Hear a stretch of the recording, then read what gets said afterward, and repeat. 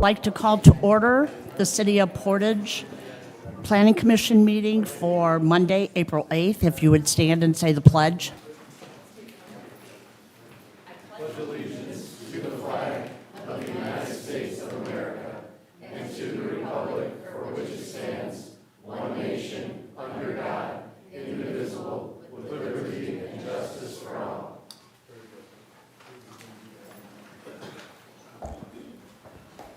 Mr. Cherry, could you call roll?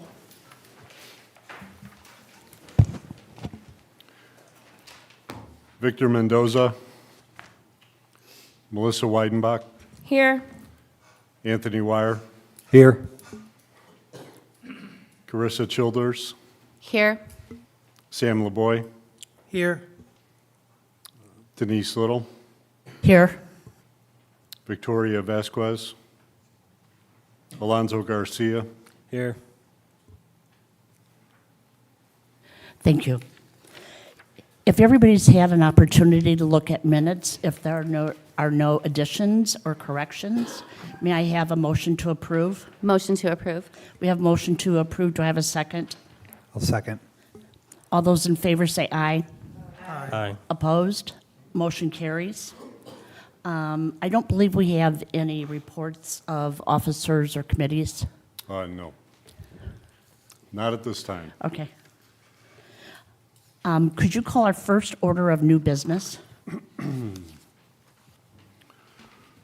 First order of business, SP-11-23, Quick Run, care of WT Group, LLC, 2675 Pridham Avenue, Hoffman Estates, Illinois, seeking a site plan approval to construct a 3,689 square foot gas station and a 3,630 square foot canopy at 3130 Willow Creek Road. Good evening. Good evening. How are you? My name is Chris Stark, and I'm with Chris Stark, and I'm with WT Group. I'm a project manager working for this The proposed Quick Run, we are a consulting engineering firm and architecture firm, and we present this to you today. It's a proposed Quick Run convenience store at the corner of Willow Creek and Robbins Road in Portage, Indiana. Part of the Quick Run branding is this would be a BP gas station to sell BP, to sell the brand name of BP and to utilize the fueling. This is an aerial view of Willow Creek Road and Robbins Road, and the site there is that swath of land. It's like right in the center and just south of Robbins Road. The project itself is, we're presenting this as a low-intensity type of gas convenience store. But what I mean by low intensity, it consists of 5 fuel islands strictly for passenger vehicles, and doesn't have any truck fueling, or we're not selling diesel, any kind of diesel products similar to any of the larger type gas stations along Route 6 south of the site. Most of those gas stations too on the high intensity sites also have many more pumps to the tune of maybe a tandem pump, which can hold 5 rows of 2 fuel dispensers to total even 10 dispensers there. We are seeking also to become. We're designing the site to be cohesive with the area. We're sensitive to the zoning around our site. Our site is zone C1, and across the street is OC, which is office commercial. We are to the north and south of us, as well as is C1, commercial 1. And then over to the west of us is Parks and Recreation, and then just beyond the Park and Recreation zoning is R2. The site plan here is, the frontage is 204 feet, and it's approximately 600 feet deep with the surrounding zoning I just mentioned. We are in compliance with the front yard setback of 25 feet, the corner setback of 20, the side setback of 20, and a rear setback of 20. To that, we also designed our building to meet the building height requirement, and actually below the building height requirement of 35 feet. Our building is being proposed at 24 feet 3 inches. The required parking spaces that are required with a facility like this is 15 spaces with a stall size of 10 foot by 20 foot, and we include 17 spaces in total. We're including the accessibility parking spot at 12 foot by 20. To get onto the site, the proposed drive off of Willow Creek is 44 feet wide. The proposed drive on Robbins is 54. And we also included a sidewalk the entire length of Robbins Road all the way back to our property as recommended by staff on our side of the property. And then on top of that, to protect those sidewalks, we added the vision triangles, and we had to assess that for safety as well. The proposed building itself is 3,870 square feet and is a standard build for Quick Run. The Quick Run brand of products, they don't skimp on a lot of their designs. We offer high quality design and use high quality materials to make sure that it's cohesive with the surrounding area. The height of the building, as I previously mentioned, was 24 foot 3 inches, but the common height of the building is actually 21 feet across. So there's a couple of bump out towers that actually exceed, just to make it a little decorative, which I'll show you in the next couple of slides coming up. The reason why we also choose to use high quality materials is because we want to be a part of the community. We also want to be sure that everybody enjoys the visit. We want to make sure that they get the most out of the site and all the services that the Quick Run brand offers. We do have a commitment to quality. We have a commitment to the community, and we also have a commitment to quality customer service experience. The fuel pad itself is 123 feet by 24 and will be 18 feet in height. We did design it for 5 pumps, as previously mentioned, for low intensity as opposed to the tandem canopy that I mentioned before. Again, we're catering to the community with a low-intensity use and convenience. What you see here is a colored version of the landscape design. These are the actual plantings that we actually used and submitted. And we colored that up to show you that upon full growth, this will be very nice. And again, we're designed in compliance with your codes, along with keeping a decent look and a quality look to the site. Walking around the site, one of the comments from staff was access to the trash enclosure. The trash enclosure is in the lower left corner behind the store, and we provided a secure path with exit out of the north side of the building, proceed west, and then straight down on a sidewalk to the trash enclosure. All of that will be lit up by the parking lot standards that are there. All of the utilities for this building, gas, electric, sanitary, data, will be coming out of the south end of the building and then running east over to the connection points in Willow Creek Road. The only part of Willow Creek Road that would be either, I believe we're calling for a boring underneath Willow Creek Road, would be the water. The water service is actually on the east side of Willow Creek Road.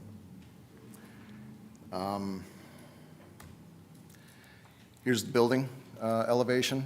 These are common colors that Quick Run does use. Right in that center, that white box is the Quick Run logo, and it'll be red in color. And we use, again, the Quick Brick is a structural brick, and it will be used as a structural component of the building itself. So what you see here is the front of the building and the back of the building. And then these two views are on the side with that north door. The right side is where the persons would be come out to come and take the trash out the building. And then last but not least is the Quick Run ID sign out on the corner of Robbins Road and Willow Creek. It is right now in compliance with the allowed 270 feet of, I'm sorry, the ID sign allowed is 80 feet, and then we're asking for 54 feet, so this is a square footage of each side of 54 square feet. And in terms of the wall sign for the Quick Run, we are proposing 88 square feet as opposed to the allowed 270. And yeah, that's it. For any questions you might have. I will now open to questions from the commission.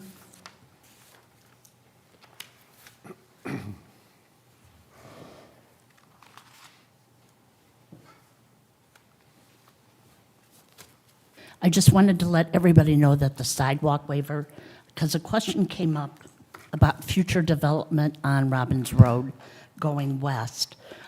So they do pay for that sidewalk waiver, and those funds will go into a city account, so that when the next neighbor to the west comes in, that those sidewalks will be installed. So we'll have a continuous sidewalk wherever there is building. Any questions or comments? I have a comment. In February, there was a case that was brought before us of a zoning change, less than a quarter of a mile away from this property, in which we were changing the zoning, and part of that zoning change incorporated a gas station, and we were against that idea of having a gas station in that area. I just want to remind this council that we did stand against that to make sure that that was omitted out of the best use for that property. And Tom, correct me if I'm wrong, but this parcel is zoned for gas station. Yep. Currently it is, yes. The other one was not. Right, the other property was office commercial, it was OC.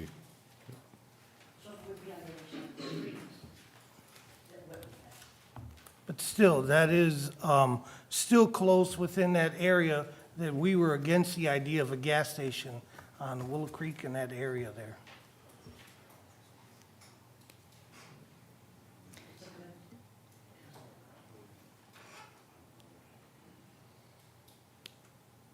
Any other comments? If not, may I have a motion?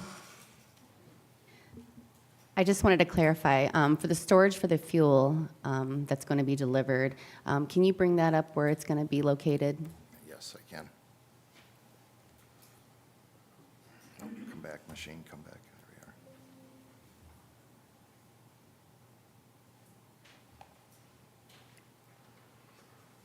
It's actually just south of the, did that come up? Nonetheless, the tank itself is on the south side of the building, laid along the south property line, and it's actually set back. It's located within the building setback. Do you know Just- what page on the plans? Well, just to clarify, IDEM controls the placement and locations of gas. Okay. Yeah, that's strictly regulated by IDEM. Yeah, the sheet that it appears on is A001. A001? Thank you. Yes, ma'am.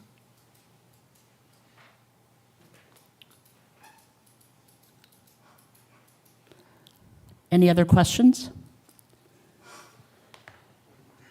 Is it a 24-hour service, the convenience store? I don't know that it is. It's not. I would like to introduce the other part of my team, too. It's Chris Kalashewski is my principal architect, and Kevin Koros, who is the civil engineer.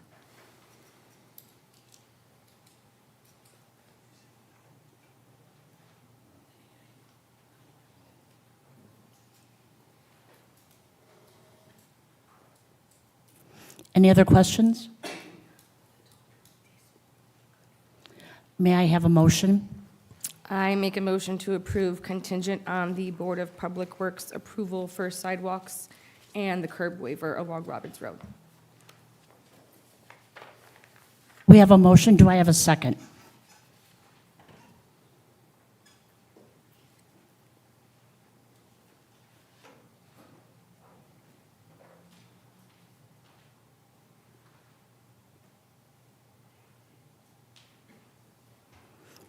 We'll need a second to move forward.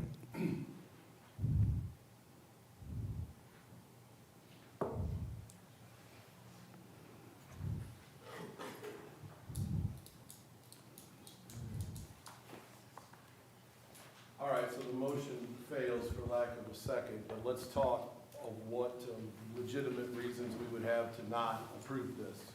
We're at site plan approval. The staff report does not call any deficiencies out with their plan, and they're in the correct zoning. We are now in what's called a ministerial act. Your act is to review to make sure our codes have been followed, they're in the proper zoning, and once that has occurred, you are obligated to approve the project.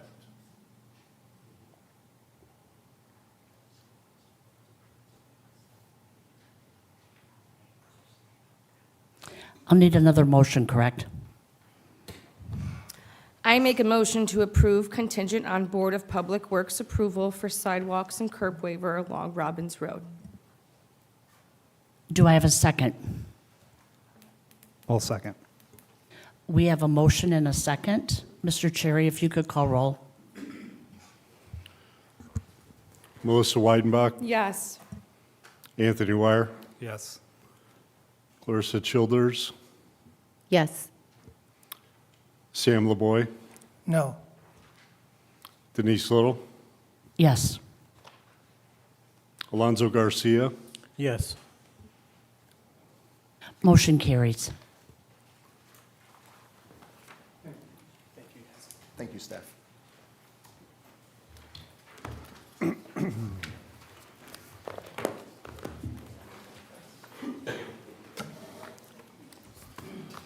Mr. Sherry, could you call our next order of business?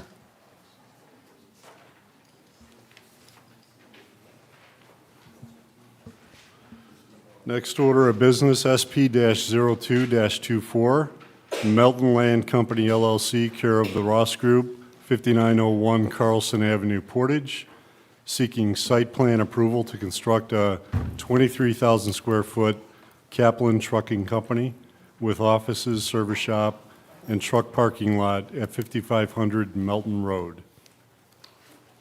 Good evening. Good evening. Hi there.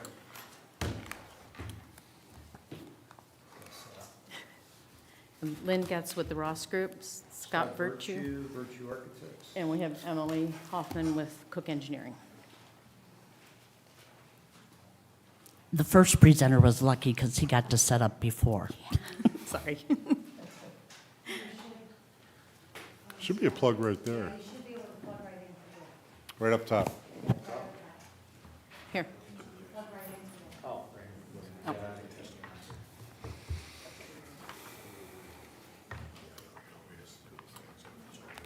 You want to switch sides? Switch sides. I'm just gonna-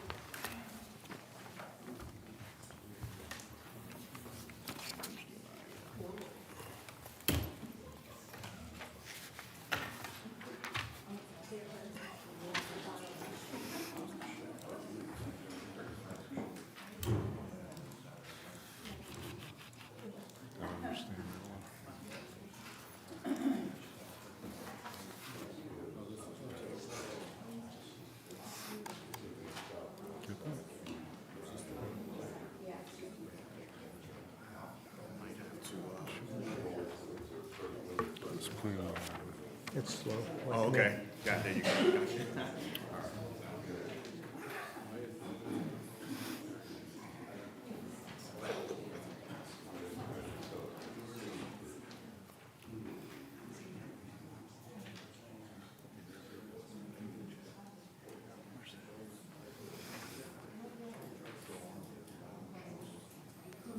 The eclipse slowed my computer down. You talking to, thank you. I said the eclipse slowed my computer down. I hope it works. Doesn't have anything to do with their site. You do have hard copies? Oh, there we go. Yeah.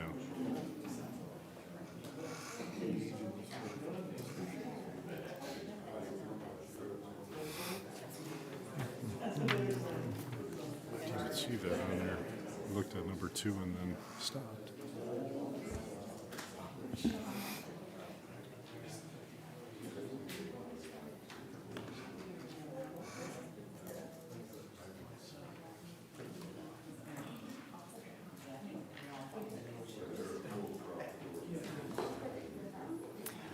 All right, what do you think? Site plan?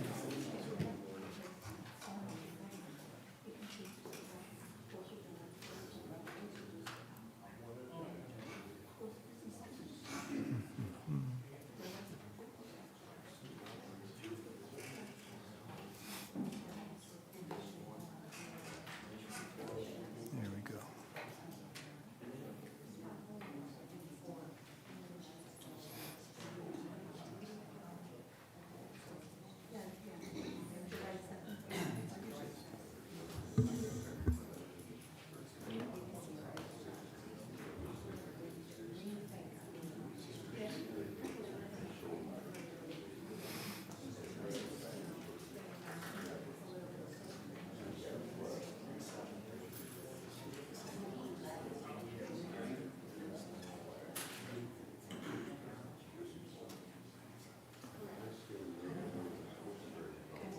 Are you ready?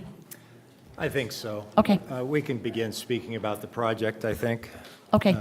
We have a 15,000 square foot project on US 20 Melton Road.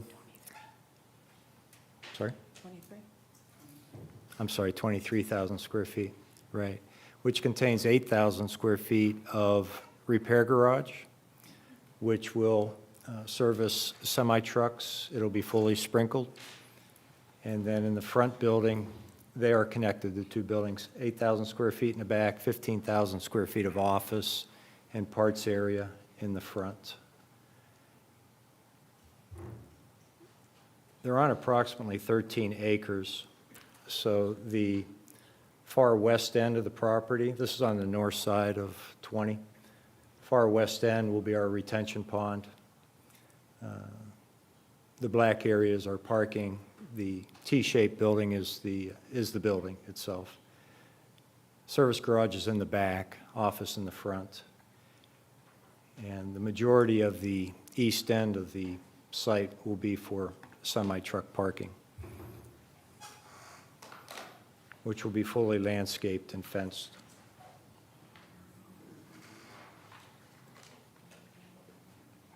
Landscape plan.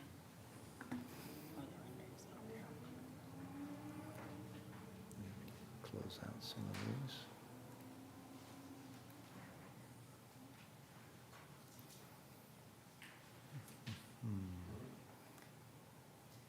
Here's our landscape.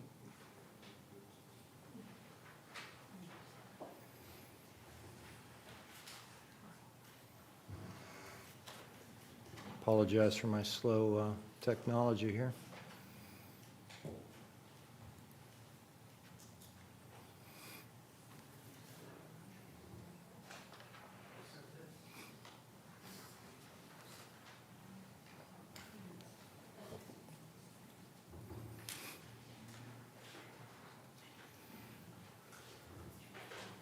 Here you see our landscaping, and the pond is better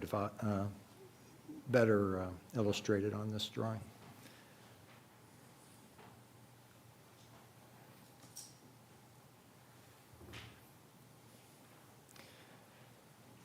We have two entrances off of 20.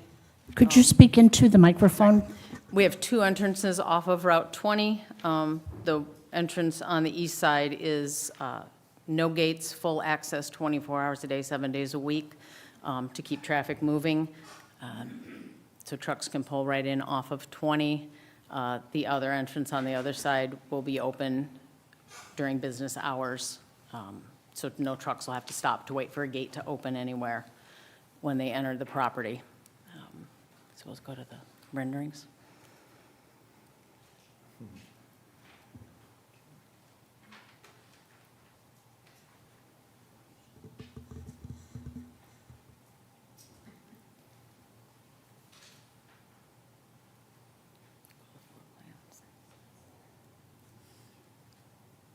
Go back to the first page.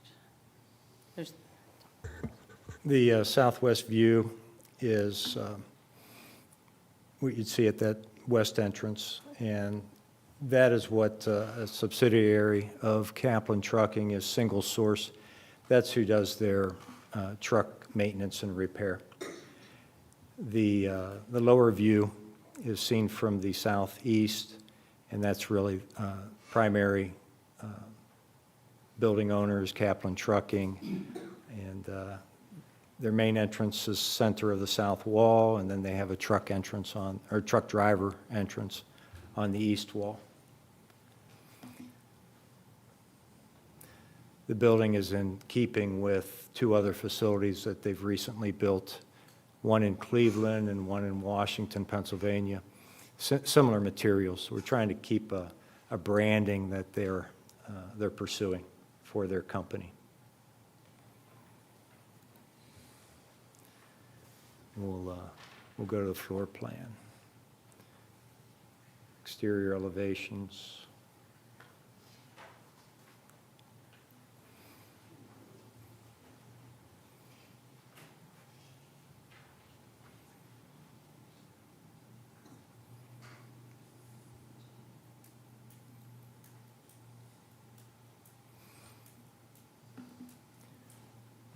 So as I mentioned earlier, we have 15,000 square feet of building that faces 20. It's 200 feet long, east to west, and 75 feet deep. It has a single slope roof that rises to the north, which basically conceals the building in the back, which is the service garage. The service garage is 80 by 100, so it's 8,000 square feet. And it's basically a drive-through of 3 bays. The first bay, that long rectilinear figure there in the center, is their inspection pit, a lot like a oil lube place. So it's recessed in the ground so they can inspect the underside of the trucks. And then the other 2 bays are drive-through for servicing. The lower left is that single-source area. The largest room is their parts room. The smallest area in the low left corner is their waiting area for their servicing, and some locker rooms and a break area for their mechanics. The majority of that front building is on the right side. The largest room there is what they call their bullpen, and that's where they'll have a lot of modular office furniture. It's one large open room, and that's where they have their employees do a lot of correspondence with trucking, keeping the drivers en route fully informed as to pickup and drop-off and deliveries. The far right is, as I mentioned earlier, is their driver's entrance and lounge area. They have a couple of conference room and a handful of offices along the north edge of that front building. Break room and restrooms in the core, in the center.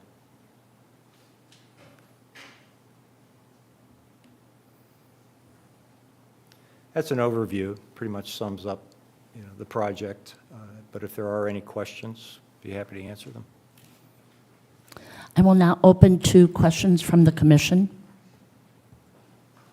I do have a comment. They were brought up against, with the BZA in February for this project, and everything did go through.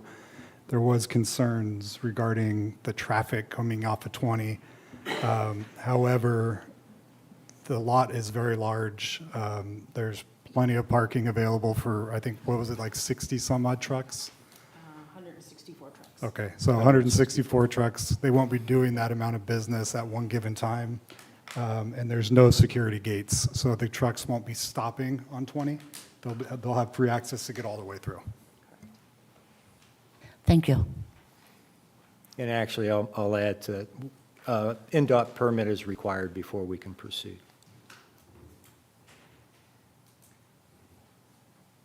Just a comment. I want to remind you about the railroad site as well. It's been obstructed downstream from the site.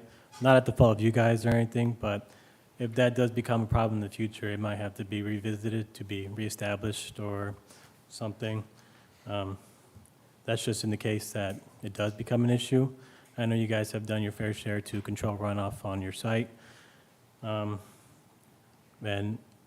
reduce the runoff currently than it already is. So I don't expect it to be an issue, but just in case, wanted to remind you.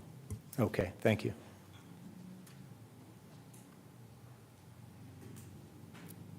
Did you remove a landscape island? I thought there were 2 on the north side. In the truck parking lot?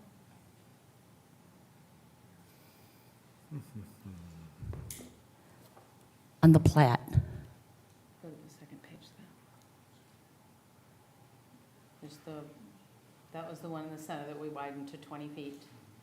And then there's the one, go back to the first page. That one down, right there. Okay, Right here. yeah. I just didn't see it Yeah. on this page. I thought I would see it there. Any other questions?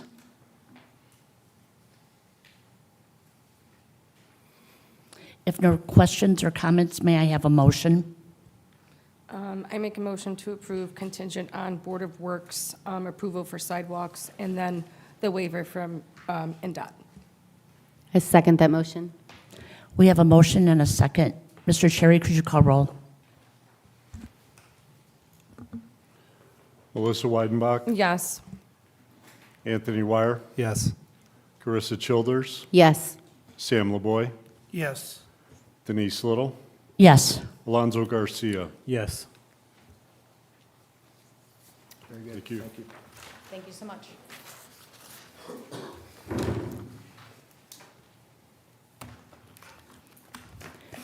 Are you ready to call our next order of business? I am. Let's get it here. Next order of business, SP-04-24, Security Door Incorporated, SDI, care of Great Lakes Engineering Incorporated, 6084 Loot Road, Portage, seeking site plan approval to construct a 34,800 square foot office and assembly building at 2851 Samuelson Road. Good evening. Good evening. I didn't really come as prepared as the other two. I don't have a laptop to hook up or show you guys any pretty pictures or anything. I'm Bryce Pickering. I'm one of the owners of SDI. John Kremke wasn't able to make it today, so I got thrown in there. So I'm assuming that everybody have seen, what we are intending to do. So just, if you guys have any questions, I'm here to answer them. Can you just maybe kind of walk us Yeah. through? Okay, so we started our business in 2015. We're an overhead door, an industrial commercial overhead door and fence installer supplier. We started with 3 people. In 2016, we purchased the property at 2733 Samuelson, thinking that we would be there for a really long time before we ever needed to do anything, and we've grown from 3 to about 60 to 65 employees in that time. So we have outgrown, and we have really outgrew our spot probably by about 5 years ago. So we have purchased a property to the south of us, and now it's our intentions to build a new office building and new fabrication shop. We make and fabricate our own gates. We're open from 7 in the morning. Our typical work hours are 7 to 3:30, 7 to 4 o'clock. We are a 24/7 service company, but we're not open at that location.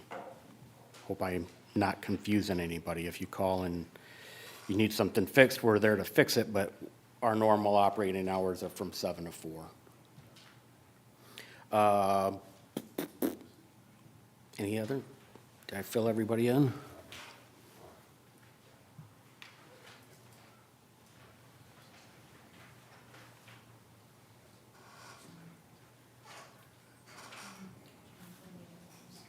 What kind of building? Can you kind of describe your building?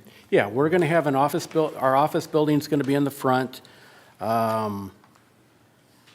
I forget exactly how many square feet the office building itself is. Our fabrication building is going to be in the back. It's going to look, on the outside of the building facing the road, it's going to look more of a residential feel to it with the materials that we're going to use. We know that where we're at, there's a neighborhood to the west and to the north of our location, and we do not want it to be an eyesore. We want to be a good neighbor.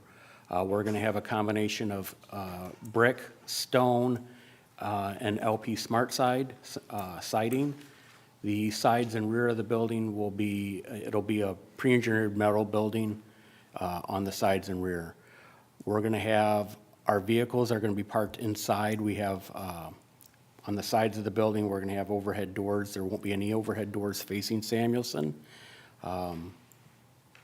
We're going to have asphalt and concrete entrances. We're going to have 2 entrances, one to the north and one to the south. One is for entrance for deliveries, and then the south entrance will be an exit for vehicles to leave. Our employees' parking lot will be on the south side of the building, and I believe, if I'm going off of memory here, we have 70, 71, 72 parking spots for the 60 employees that we have. Thank you.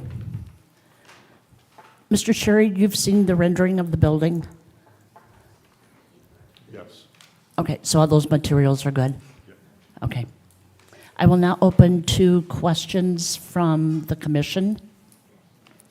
So just like the last one, his renderings, or their renderings came up for the BZA and was approved on the changes on that as well. So- Okay. And that one I missed. But yeah, so they were approved. It's like a brick 3/4 of the way up, and then the bottom part is a stone, but they were approved through the BZA. Yeah, Dina, what- do you have a picture of it? I didn't see it in my packet. The next time John Kremke comes in front of you guys, chastise him heavily.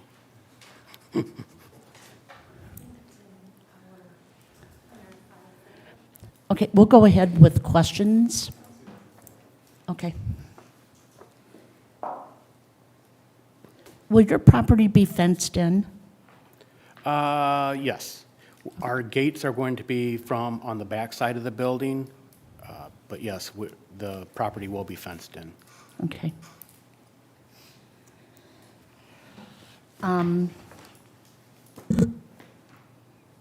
Mr. Leith came to the BZA with you, correct? That's correct, yes, Okay.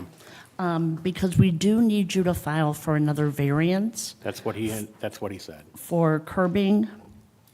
And I believe there's some discussion between Mr. McClure and Mr. Leith on the verbiage and the intent of the, am I We correct, have Scott? one set for to go before BZA now for curb, so it's coming already. We're still working through it. Okay. And there was a question about the curbing on your drive-in and drive-out. I know there was a question about it. I don't know what the solution was for it. Being that it's, We're still working through that with Todd. yeah, there's a, Same issue with the curb, with the BZA.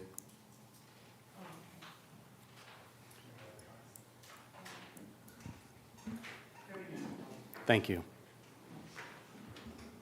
Yeah, Denise, there was some verbiage issues that we needed to sort out, so that'll be handled with the next BZA meeting.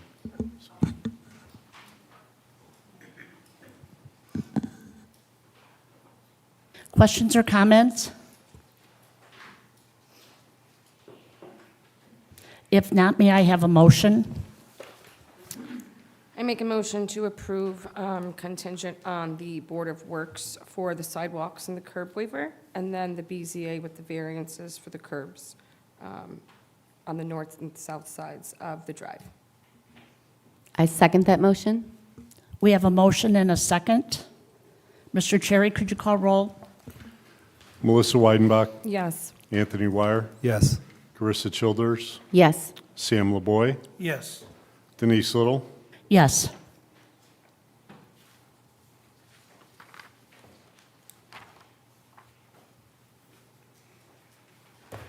Could you call our next order of business? Thank you.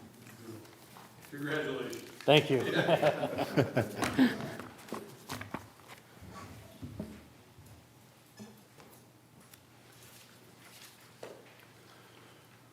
Next order of business, FP-01-24, RCJJ Development LLC, care of Steve Kill, 14400 Lakeshore Drive, Cedar Lake, Indiana, seeking final plat for 47 lots in Bauer Farms, Phase 1, at the 600 block of 700 North. Good evening. Hello, everybody. Have some revisions and the actual final drawings. Copy for everybody here.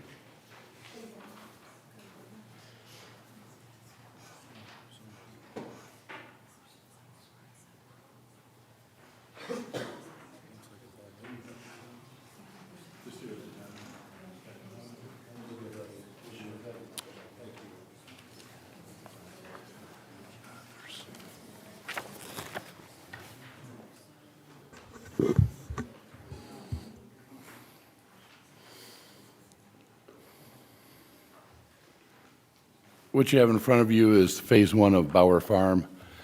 We are proposing to plat 46 lots, and we have worked with staff. We've been to the DRC meetings. We've cleared up the final remaining issue, which was addressing, and I think we got that done today finally with Dina's help, so I'd like to thank her for her assistance with that.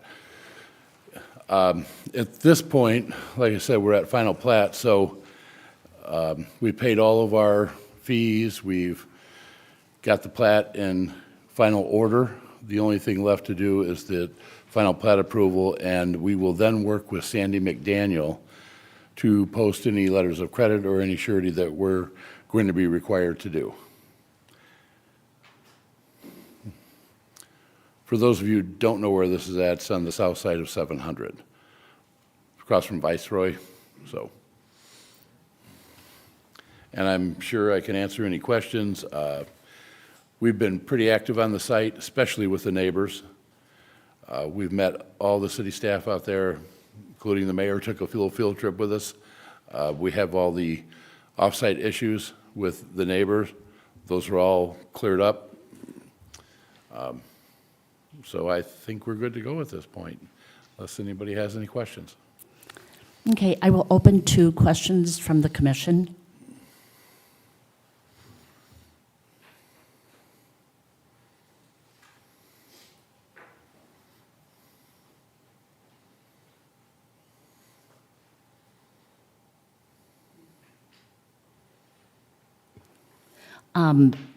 I did receive a call from a neighbor on 700 West. So, and he said that that is still flooding. Well, I know the neighbor that is directly west of the entranceway there. Correct. We have installed rear yard drainage in his yard. Mr. Govert was who we met with on site. Correct. We are going to be installing rear yard drainage for Mr. Govert. There is a neighbor that is next to Mr. Govert, which is to the west of him.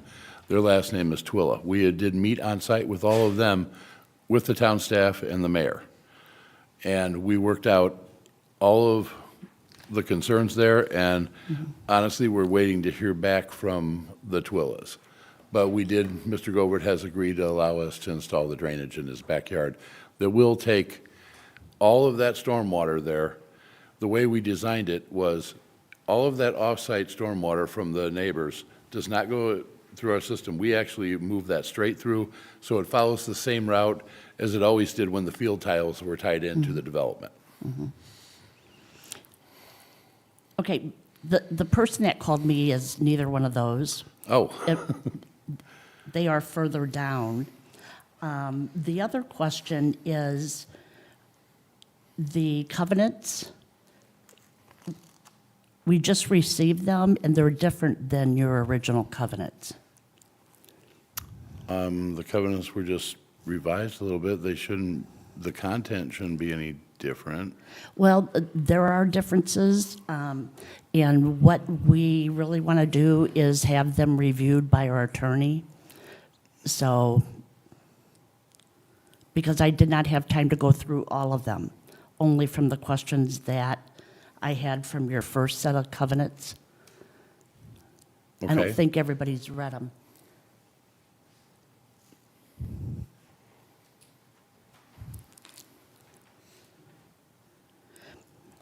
So what I would do is ask for a motion to verify for flooding, just to make sure that we get that other homeowner taken care of, and for attorney review of the covenants dated 3/1/24. Any other questions? What would legal be looking for in the review? There's some questions that we have, and I'd like to give you an outline once we can meet with them. But is it based upon prior commitments that need to be followed, or is it part of a code that we're able to enforce? Questions, yes. Yes, which part of my question was yes? It's not part of the code, but it's questions on the covenants. Like what they mean? Some of them, let's see. One is, it was mentioned with the first, when they were making application about the driveway slope. It's not in here, and I just want to make sure that we know what the city requires for that. If it's a city requirement, it won't be in the covenants. It was before. Okay. If it's a city requirement, it'll be part of the plans that are approved. Well, that's why I'd like you to review them.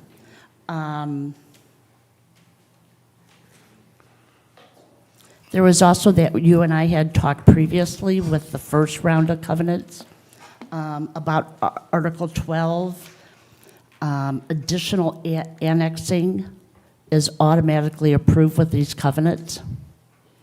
And you said you did not think that that was viable. So there's a whole list I'd like to go over with you. Yeah, I don't remember that conversation about the annexation. Well, Denise, just so you know, annexation, the only thing the covenants deal with annexation is that if there is property annexed by the city, that we can't just automatically annex property. So It if says in your covenants you can. No, but Yeah. that's not legally, we can't do that. I know. All Scott, what the covenants mean is that, Legal will review the covenant. right, Yeah, it can't be done. It just means that if their property is annexed and it's adjacent to this, that they are allowed to become part of the homeowners association with that set of guidelines. Because we would plan on, carrying that same set of guidelines through. right, but That's all not it what, means. that's not what the covenants state. So I just want to make sure we get that clarified. So are there any questions from the commission? If not, may I have a motion? I make a motion to table this till the next Planning Commission meeting, which is 5/6/2024, subject to the attorney review of the covenants. I second that motion. We have a first and a second. Mr. Cherry, could you call roll? Melissa Weidenbach, Yes. Anthony Wire, Yes. Carissa Childers, Yes. Sam LaBoy, Yes. Denise Little, Yes. Alonso Garcia. Yes.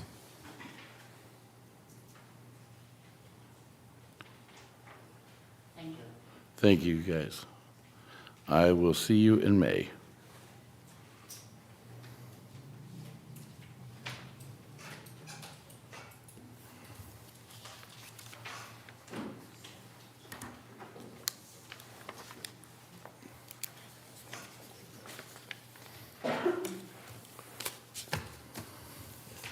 Could you call our final order of business, public hearing?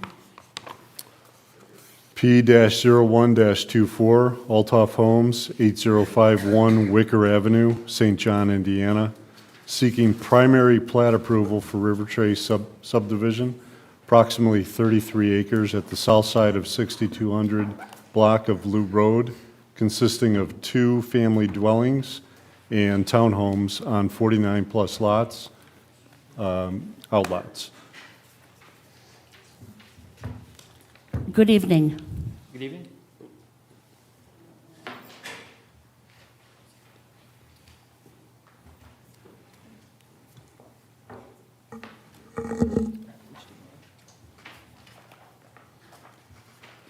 Unfortunately, I don't have an HDMI port in here. I don't know if there's another. I don't.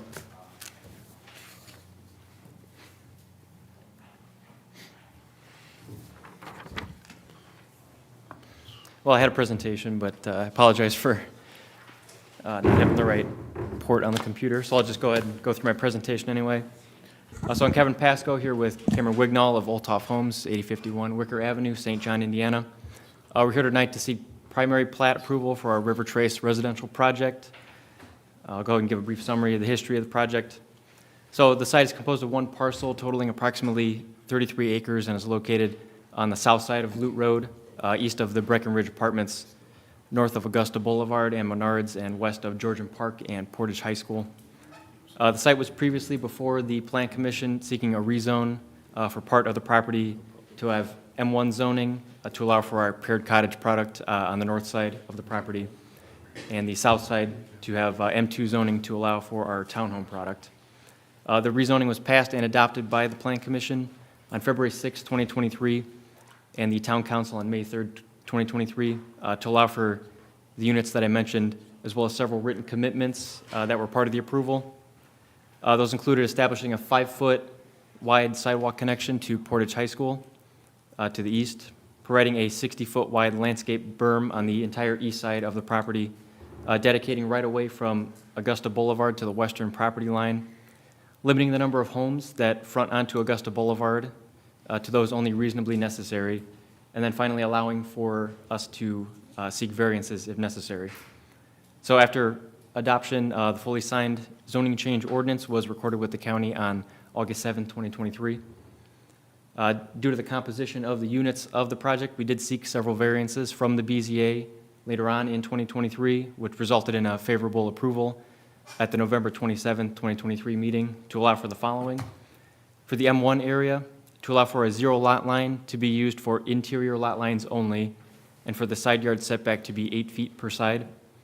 For the M2 area, to allow for a 25-foot front yard setback instead of 30 foot, for a 0 lot line to be used for interior lot lines only, and for the square footage breakdown of the townhome units to adhere to a chart that was presented at that meeting.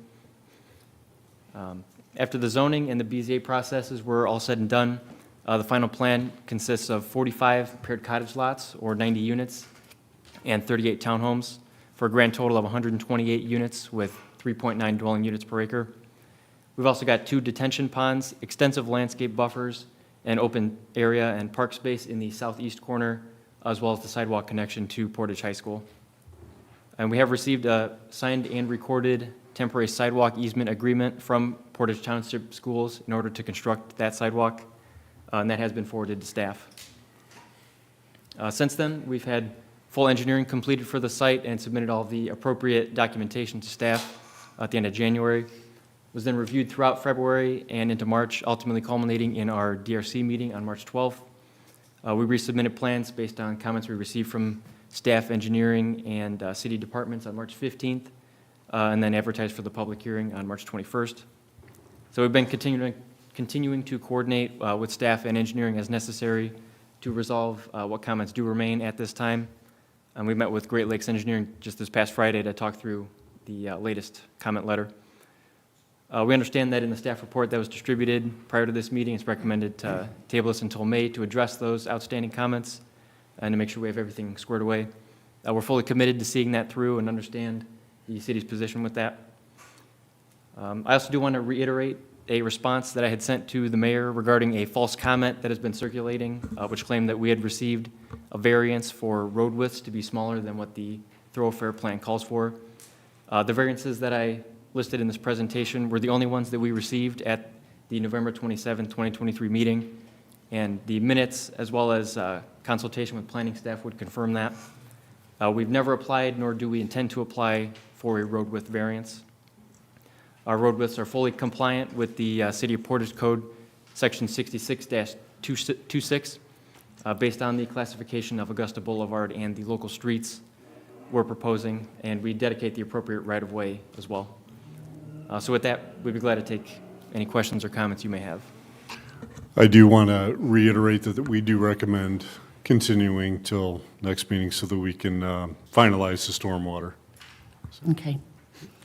And I just wanted to make a couple comments because this project has been in the works for over a year and a half.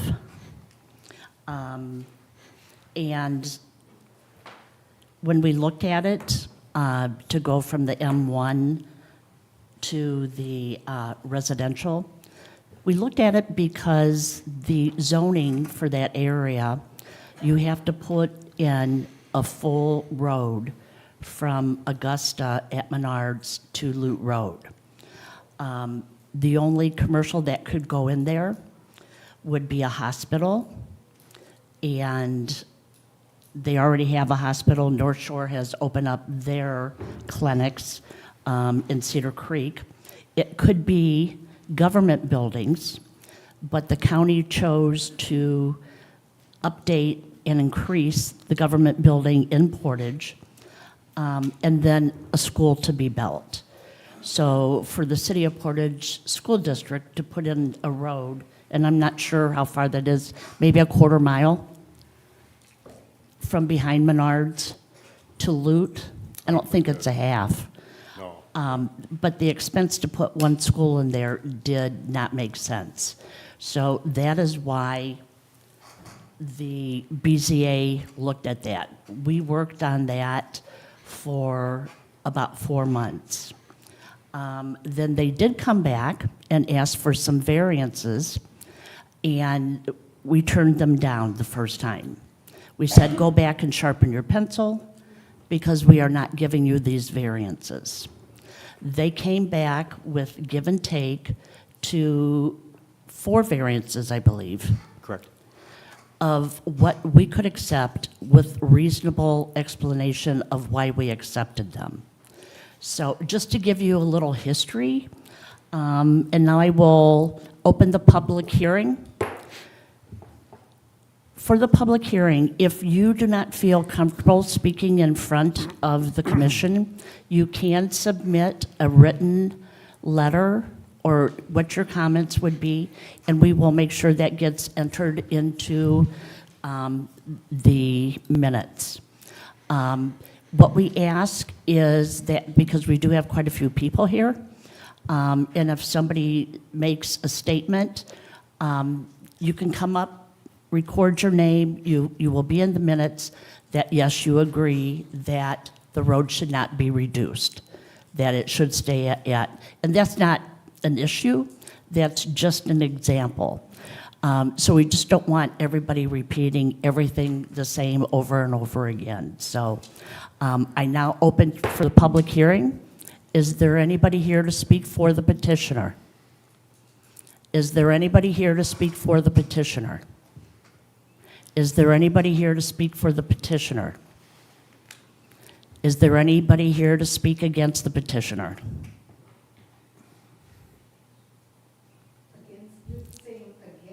Okay, what I would like you to do is come up to the podium, and you'll look for the paper that says P0124. And if you could sign your name and address and state your name.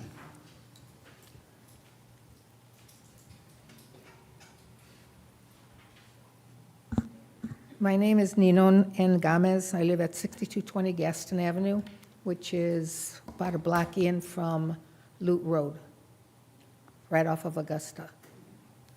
So I have big concerns about this duplexes coming up. We've got so many new construction for homes, duplexes, townhouses, whatever you want to call them. It's going to bring an influx of more and more people. The schools are going to, as it is, are overcrowded.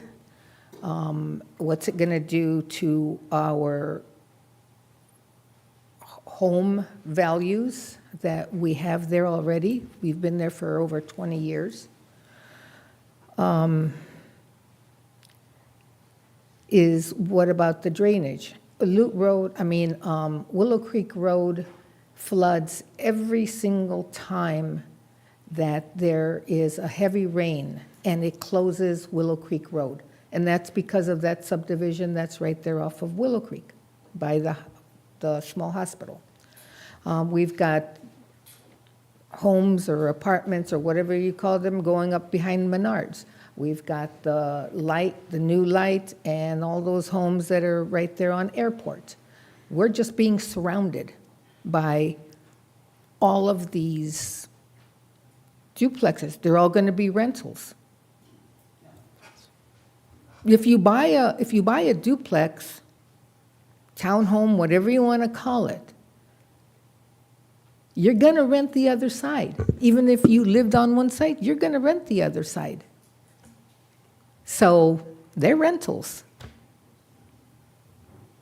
And, what's it going to do to traffic? Now, are they going to put a light at Augusta and Lute Road now, too? We have a small, I live on on the cul-de-sac road. It's just going to be bringing so much more traffic. Probably, it's, I just feel that it's going to adversely affect the value of our property. And what's the density of these units? How many units per acre? why is there, I'm looking at this plat, which is so tiny. I needed a magnifying glass to just try and read everything. That's unfair. Why is there a rushing avenue to a dead end? What's the purpose of that? Well, we will answer all your questions. I've got all your notes coming up, but we'll answer them all at the same time. Okay. But they do have to name every single street, Okay, so that's why rushing. but why is there a rushing avenue? It goes to a dead end. Okay.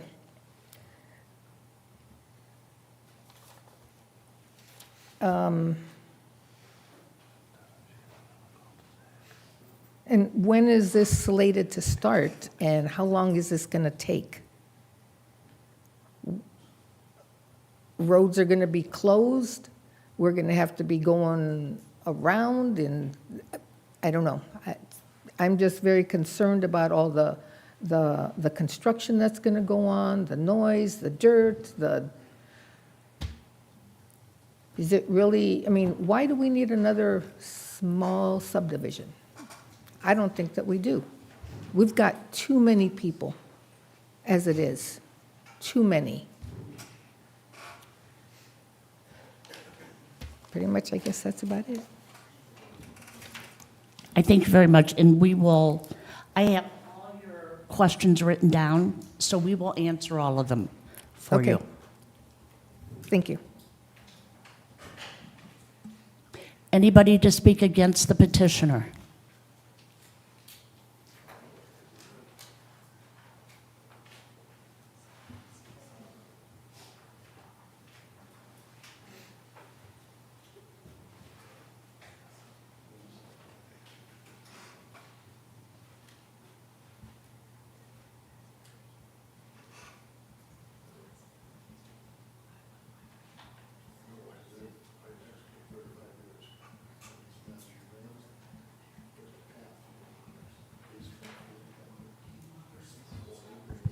Hi, my name is Cheryl Tokarski, and I live on Roswell Drive, which is going to be right next to it.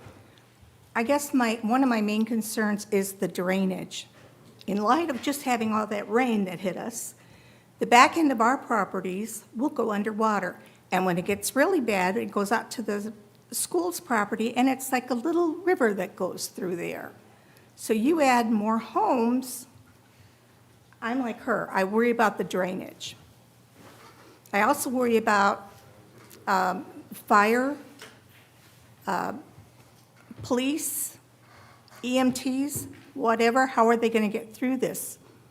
And how are we going to get out on the road there, on Loot Road? Because it's hard to get in and out of those roads sometimes, especially when school is in, or when it's going in, or when it's coming out. It is really a bad system there.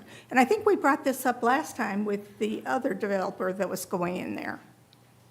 So those are the concerns that I have, drainage especially. Okay. Thank you.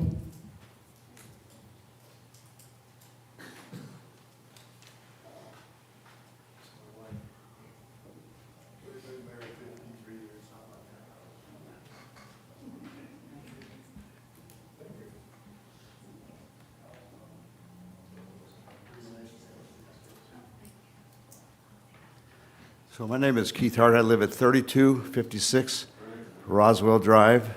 So I've been in that house going on 24 years. So I look out my backyard and I see the field. So I know something was going to come. I can probably speak for the neighbors around there. They're worried about the traffic. I don't beat a dead horse here, but so that would be the one thing. And then I guess one other thing was, we worry about government subsidized type of things, housing. So that's all I really wanted to say. So we know something's coming, and I think Portage will have our best interests when they put it in. Thank you.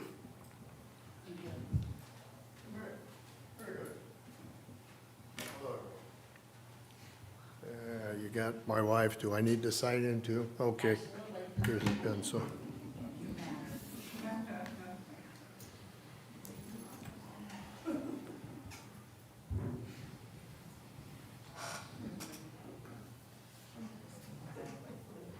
Okay. My concern was, somebody mentioned renting these units. Are they renting them or are they buying them? Do you know? They'll be sold, no rentals. So this is all sold. What are we looking at for a price? The questions go to the board. Okay. And then we will answer your questions. Oh, you just jotted it down? Gotcha, my babe. I got home. Okay. So we'll meet again maybe next time. I'm still working, so. Okay, Doug, thank you. Thank you. Is there anybody here to speak against the petitioner?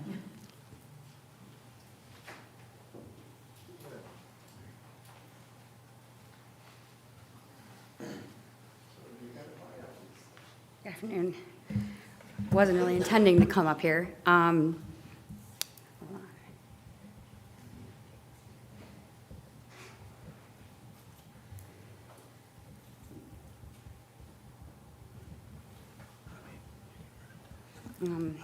Okay, my name is Elizabeth Pontonen. I also live on Gaston Avenue, 1 block north of Lute.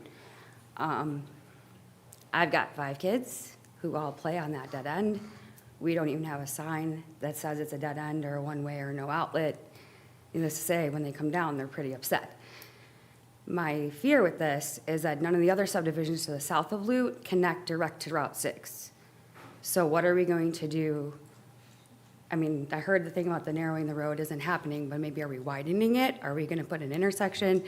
How are we going to do the school bus stops that were at Lute Road? How are we going to protect our kiddos? How are we going to get kiddos from those developments? Right now, the housing for anything 3-bedroom and above is pretty limited. I feel like we got a lot of 2 to 3 bedrooms, but not a lot of anything bigger than that. So if we're not selling out Brookside, what's our intentions of selling something within that square feet as well? Because we're looking to possibly move in the next couple of years just because there's nothing available for us here. So that's all for me. Thank you. Not speaking for or against, there's no category for the thing, but I did promise I'd come up and say something at this meeting, so. I remember years ago, they were putting that, used to be a bank on Central Avenue. Do I need to state my name? I certainly can. Yes. My name is Austin Bata. Hello. Back when there used to be a bank on Central Avenue, now is a church. I remember I was on this body, the Plan Commission, when it was getting turned into a church. And you're at the public hearing spot where I think Denise was still, you were asking the question. You might remember this meeting. There was a gentleman sitting, we were in a different room, but more or less this spot. And you're saying, is there anyone here to speak against? Is there anyone here to speak against? You could tell this guy is like, I don't want to come off like I'm speaking against a church. He had a traffic question, and a very good one. But he's like, I just have a question. Can I come up? And so that's me. Like, to put it really simply, as already stated by the developer and by you, Denise, a lot of work has gone into this already. It's already going to be tabled, as noted. I just feel as a resident, it's important to state just a couple, things based on what I heard here today, and then just kind of maybe a suggestion. I don't know what I'm allowed to say to you guys. One is that it is, as you noted, it's been a city, I think, priority through multiple administrations to eventually get Augusta to connect to Lute, precisely because, and I'm not saying it's right or wrong, but I happen to have the same personal view that getting a 4-way stop there is actually instrumental to slowing down traffic en route and also offsetting the way that people come out of that central neighborhood. I know that that needs to probably be looked at to make sure that's the case, but that's been the underlying assumption. So to state that as a traffic controller making traffic move smooth, that's been an intent. This land, as noted, already is set up for this type of housing to come in. And generally speaking, in a city, and this is important to know even with this body, the Plan Commission cannot vote yes or no based on what they think is a good idea or a bad idea. Unless you own the land yourself, you're limited on what you can change it to. So I remember somebody once told me after a Plan Commission meeting, it wasn't Scott McClure, a different attorney, who said, Austin, if you vote no based on your personal view, please sign something that says you're going to pay the city's legal fees when they come after. Not to raise the stakes, but just to say this is a responsible body. What's not clear here is the drainage, piece, along with a couple other spots. I know you guys are going to review that, which is why this is going to another meeting. My suggestion would be to keep the public hearing open, because what you don't want to have happen, and I'm sure they're going to come up with a drainage plan for you guys to review, it's really, I think, in the public's best interest to be able to see and give commentary on the drainage plan. That's just a guy named Austin Bonta talking. Thanks.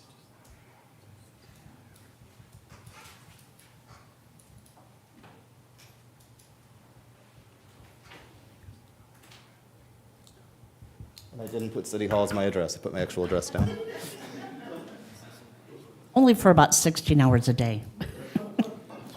Is there anybody here to speak against the petitioner?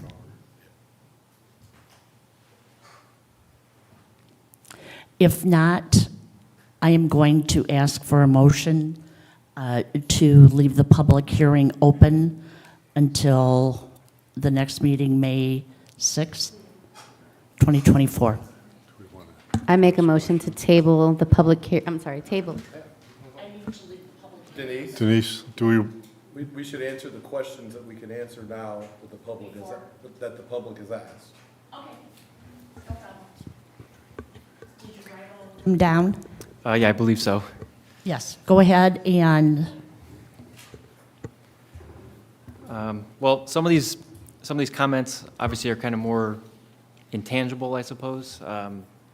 In terms of assessed value, I mean, that's obviously something that's out of our hands. I mean, we don't ever intend to build an inferior quality product. I mean, we stay with modern trends, modern feels with our floor plans, our exterior features, interior features. So by no means are we intending to build some sort of a cheap product here. So I don't think that should really be anyone's do you have an estimated value that I you'll do. be selling? Yes. So the pricing for the townhome units is variable depending on which unit you're buying and is associated with a particular square footage. So those would be anywhere from $225,000 all the way to $275,000. And then a paired cottage, same thing. There's a couple different options for square footage, $250,000 up to $300,000. And that is for one side. Correct. Yes. And the zero lot lines are not between a 2-unit and a 2-unit. The zero lot line is the connecting wall between units. That's correct. So the side yards are going to be okay. But if Melissa lives in one side and I live in the other, we have a zero lot line between us, which is the wall between our units. And we did that variance specifically so that these can be individually deeded and individually sold. So it's not a building of 6 that basically by default, the financial reality is that becomes a rental. If they're individually able to be purchased, then those normally remain unrented. They are homeowners. Correct. Yes, each individual unit will be separately sold, and then the lot lines will come into play when we do a final plat. There will be no rentals of the units. These are not intended to be rented out by any means. These are for fee simple townhomes and paired cottages. So just to clarify then Yep. on that, for all intents and purposes, it's almost like a townhome with a shared wall, correct? Yes, the party wall So- is where that but zero lot line would be. Each one will have, so a builder can't, or a property owner can't come in and say, I'm buying this building. They actually have to physically buy Well, they each, could, but they'd have to buy all each one 6. individually. Yes. Or all Correct. 4, or however many are in the building, they'd have to buy each individual fee simple down the line. So, yeah, so The they're not, building's not sold as a whole. Is Okay. it possible? Sure, but you'd have to buy 6 individual. yeah, there'd be 6 contracts for 6 doors, basically. Yes. And duplexes are set up the same way, whatever we want to call them, paired patio, duplexes, cottage homes. There's a zero lot line in between those also, which was done at the BZA to make sure that, because the price is what, about 500 to 600 for the whole, right? At least, Paired- yeah. On the paired patio, right? So that 250 to 300 is for half. And it can be, and it is set up to be sold as half. Now, you can buy the whole if you're gonna spend north of 600, but then you get the whole. But you would own two separate portions of it, though. Yeah, it wouldn't be one address, A and B. It's two addresses. Okay. Okay, go ahead. For the future road connection to the west for Rushing Road, again, that was one of the written commitments that we had in the rezoning stage, is that we were going to plat right-of-way that faced west for the adjacent properties in case they do end up selling those off or, constructing something themselves. So that is why that was provided. The start date for the project, obviously, as soon as we get approval here, then, we'll get going probably mid to late summer, I would imagine, for the land development portion. And I believe this would take maybe 3 to 4 years for full build-out. Obviously, some of that is market dependent. If the market's doing really well, then that might be sped up a bit, but we'll see as we get further into that.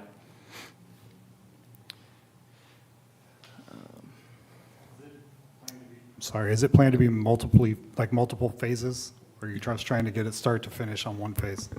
It'll be phased out. We are doing the bulk of it in the first phase. Actually, I would say probably 3/4 of it. So I would anticipate this being a 2-phase project. But like I said, the bulk of it will be in this first phase here, including the entire Augusta Boulevard connection. Okay, go ahead and continue.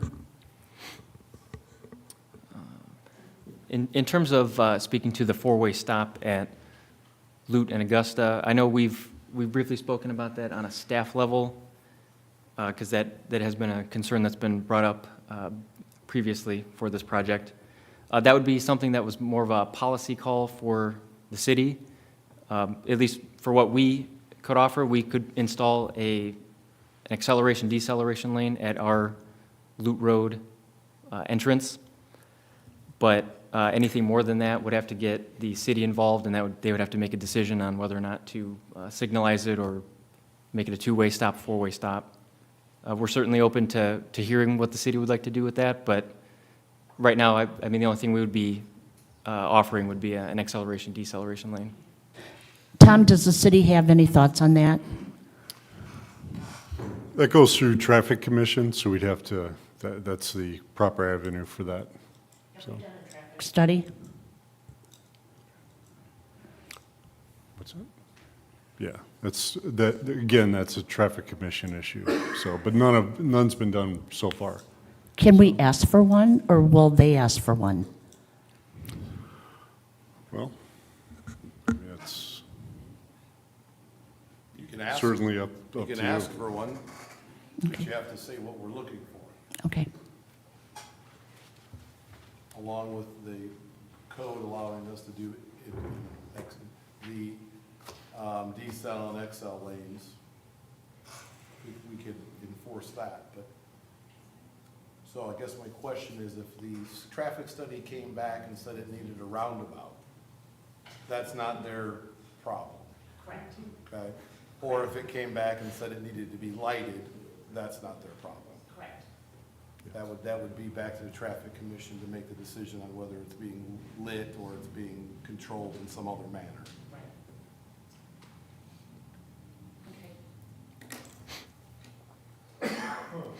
It's just easier to keep the topics together. Yeah, I understand. Okay. Something that I wrote down frequently was the drainage issue with the property, so I'll let Cameron speak to that. Yeah, it seemed like drainage came up a few times.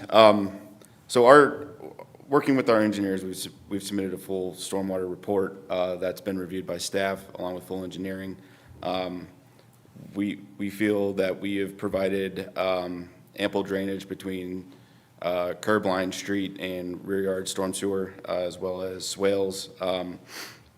Like I said, that's being reviewed by staff. There's a few comments that we're still working through, but I think we meet and exceed the ported stormwater standards on that.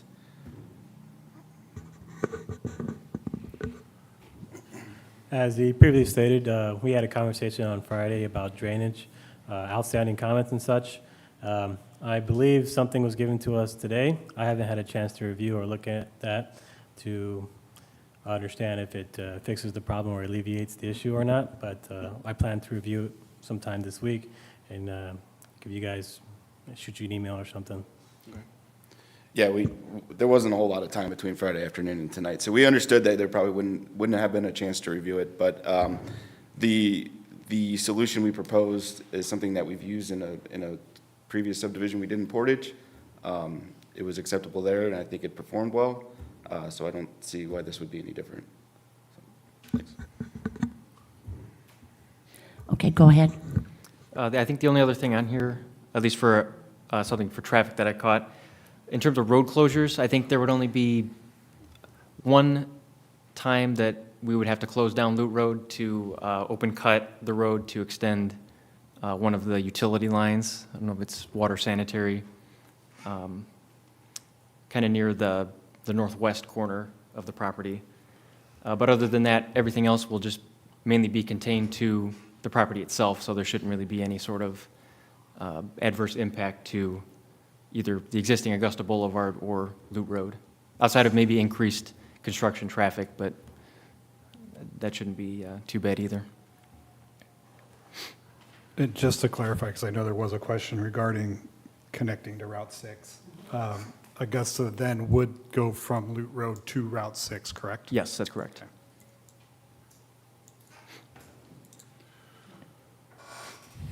Any more? Hey, that's mainly what I have written down here, unless you have others. If you could give me, I have the wrong glasses to read this here, and I don't remember off the top of my head. How many duplexes again, and how many townhouses? Somebody asked for the count.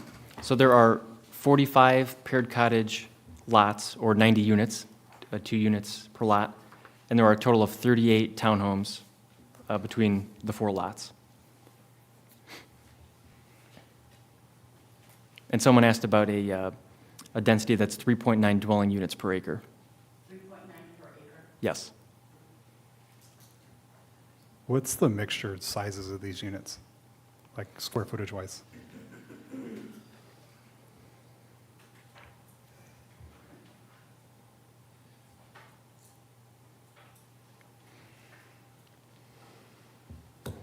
Just give me 1 second here.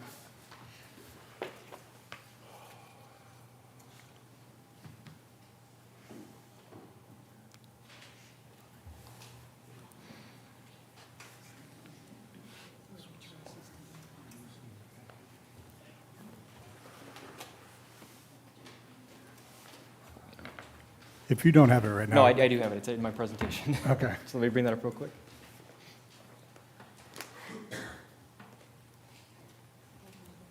So the square footage, the way that we had to get the variance was for the main floor square footage. So the main floor square footage will be anywhere from 648 square feet up to 808. And then total square footage is anywhere from 1,223 all the way up to 1,647. And that's for your townhouses. What about the duplexes?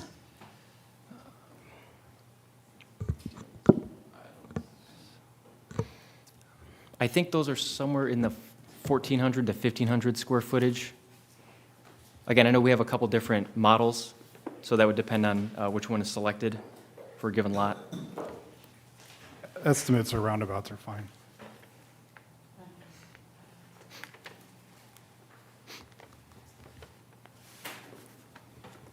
Tom, I don't know if you would want to respond or who we would ask, but I think it goes through the DRC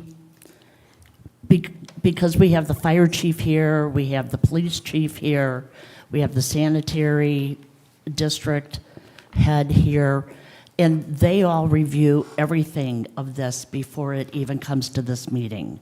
So it's not just us, it's not just staff, it's all department heads also figuring how this development will fit into the city. Would you like to say anything about DRC? That is correct. We have each department in City Hall or within the Portage system, one department head comes to the DRC meeting. They all look at it, including police and fire. So yeah, this has been thoroughly reviewed by each department, and comments are made, and they're addressed by our petitioner, and things, requests are taken care of prior to moving forward. So we have all looked at that. So, and like I said, the only issue that we still have to finish up is the stormwater, so.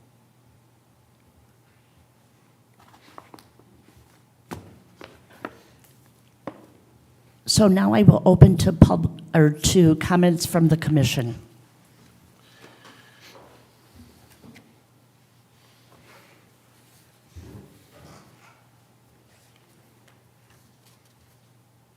Now may I have a motion to leave the public hearing open until May 6, 2024?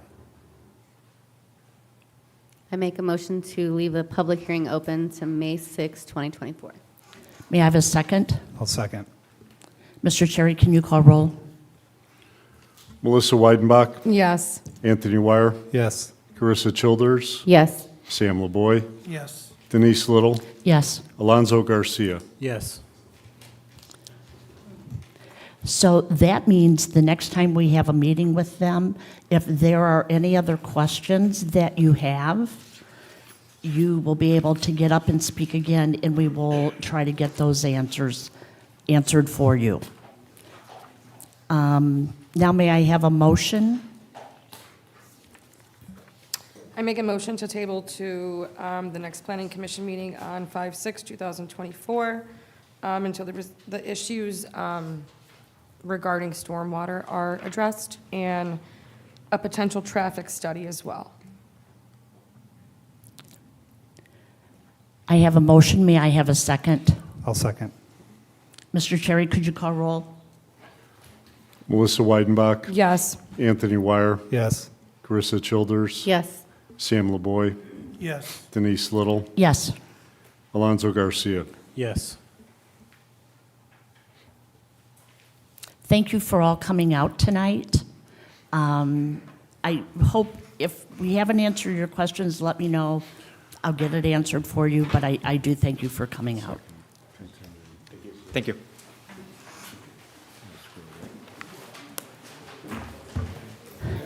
Any other business for the Planning Commission? If not, may I have a motion to adjourn? Motion to adjourn? We have a motion to Second. adjourn. All those in favor say aye. Aye. Aye.